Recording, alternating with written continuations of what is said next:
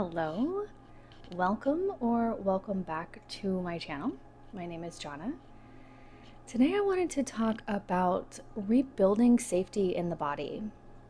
When you are healing from a relationship that was either abusive or challenging, when you are moving out of addiction or just an overall healing space with yourself,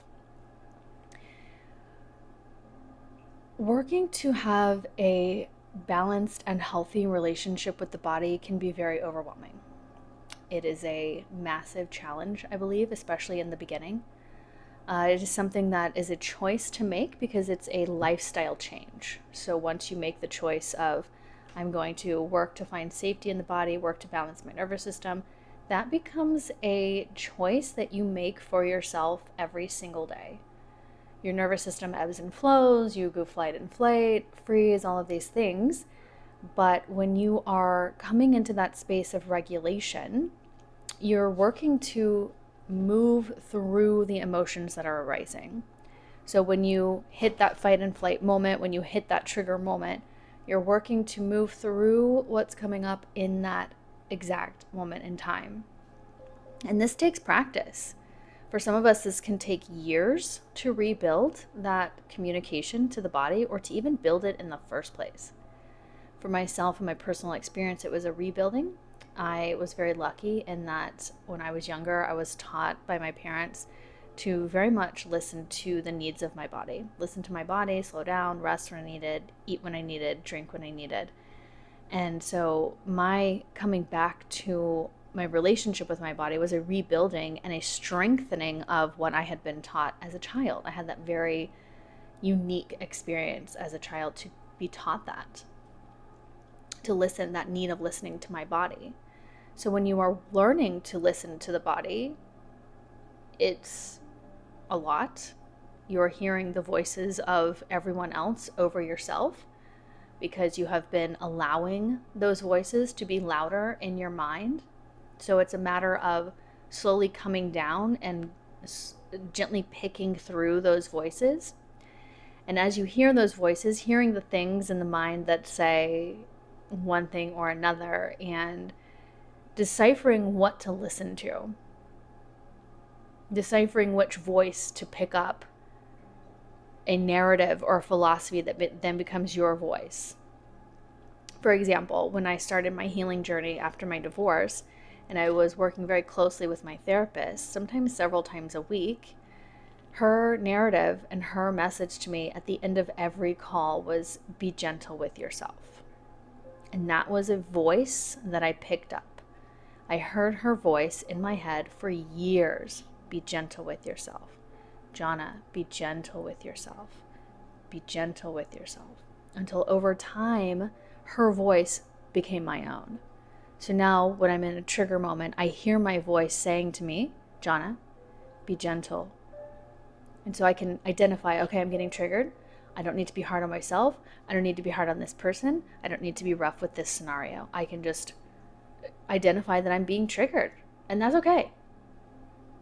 And just identifying that emotion in the initial form of it, in the initial when it presents itself, is massive to building self-trust and that relationship with your body again. The reason why it's massive is because every single one of us, all walks of life, I've lived in so many places, I've seen so many things, we, each and every one of us, have a desire to be seen and to be heard. And you cannot give that space to someone else before you are willing to give it to yourself.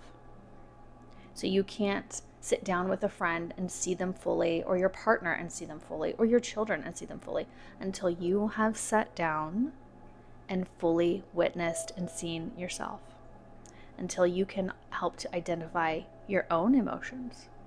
So your emotion arises, you get triggered, and for example, let's say you're in a conversation with someone and the conversation isn't going your way. It's not an angry conversation, it's not a hurtful conversation, it's just a conversation that's not going your way. So it's triggering something inside. It's triggering that sense of unworthiness, that sense of abandonment, that sense of self-shame, or whatever it may be for you. that gets triggered, then your nervous system responds. You either start feeling like you either want to get up and get out of the room and get away from this person as quickly as possible, so you want to flight, or you want to argue with them, what they're saying. You don't care what they're saying. You're just going to argue and get defensive. So you're fight. So in order to be able to communicate with yourself in the moment, or maybe it's even shut down, maybe they're talking and you just get smaller and smaller and you can feel your body just sort of sinking down, the head, the shoulders drop. Being able to identify where your nervous system is in a moment is huge for your mind, for your body.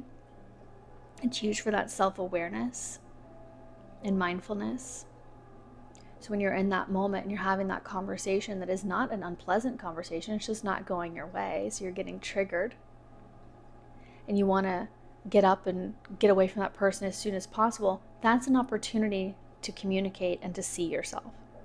That's an opportunity to say, I recognize that you are triggered. I recognize that you want to get up and get out of this space as quickly as possible. And that's it. You don't need to dissect it any further than that. It doesn't need to be, oh, you want to run away because you have an abandonment wound because your father didn't tell you that he loved you. No, we don't need to go into all those stories in the moment. In the moment, you just identify, I'm seeing you. I see that you want to run away. I feel that you want to run away. But what we're going to do instead is I'm going to sit here with you, and we're going to sit in this moment. We're going to sit with the discomfort of this conversation that is not going my way. Period. You've communicated, you've acknowledged, you have fully seen yourself. Fully seen yourself. So that way when you go home and you want to process later, away from that person, away from that scenario, and you want to process the emotions that came up, then you can sit with yourself and go, okay, why did you want to get away from them so badly?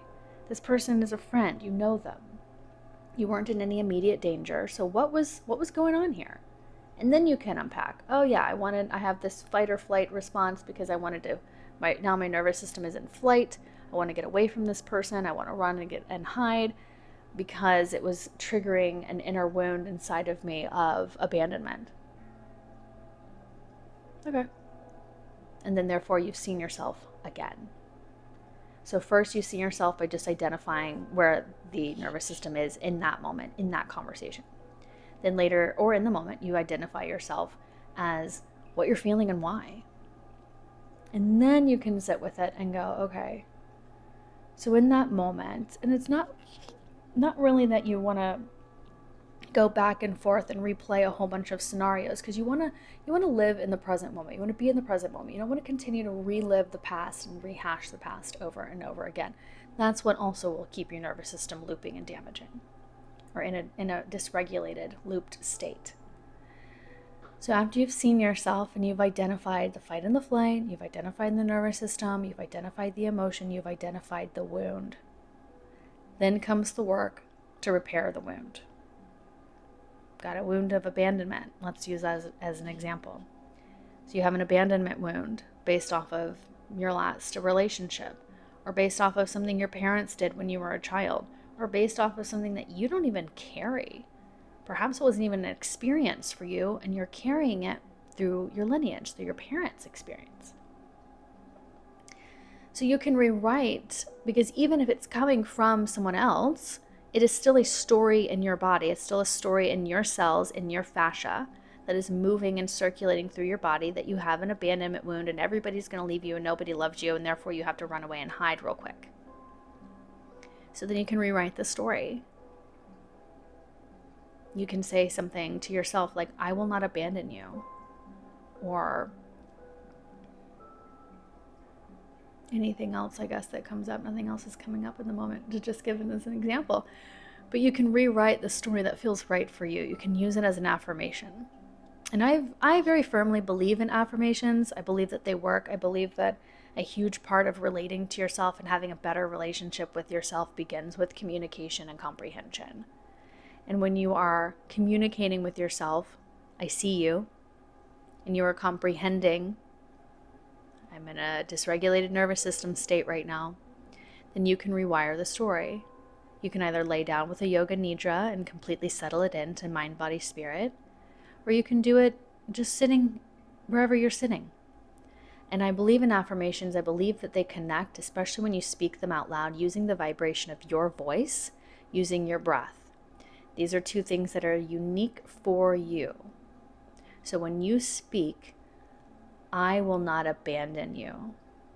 Your body and your mind hear it, they feel it, they connect into that vibration that's moving through the body as you speak, and then it makes for more long-lasting change. So try it out, see if it works. May or may not. But if it does, definitely let us know and comment down below. If this is something that you've tried before and it worked, let us know how it went. Be in the comments. I would love to know what has gone on with your experience here. And I would love to know if you have another suggestion of how to regulate in the moment when you're building that relationship to yourself. And building that relationship to yourself isn't just a one-time thing, isn't just every now and again, it's just when you feel like it. It's a commitment. It's a commitment to yourself. It is a lifelong work that gets better, definitely gets better and gets stronger with time, but those triggers will still come up. They'll still ebb and flow, even with the closest of people around you, even with the people that you know love you and are not going to abandon you. So it's a matter of learning to speak to those inner wounds and seeing them, which is sometimes the hardest part, is seeing that inner wound and having to go, oh man, I do have that. I do think that. I do feel that. It does affect my life. So this is just a lovely suggestion. I'd love to hear from you again in the comments. Let me know how you feel. Let me know what you think about this video. Let me know how you work out with this affirmation. And if you've got an affirmation, put your affirmation below. If it's not an abandonment wound, what is it? Because we've all got one. We've all got some levels of multiple wounds that we operate through with our subconscious patterning. So what's yours? What's your new affirmation that you could rewrite? Put it in the comments below. Maybe some of us could use that beautiful rewritten affirmation. Thank you for being here on this video. Thank you for showing up for you.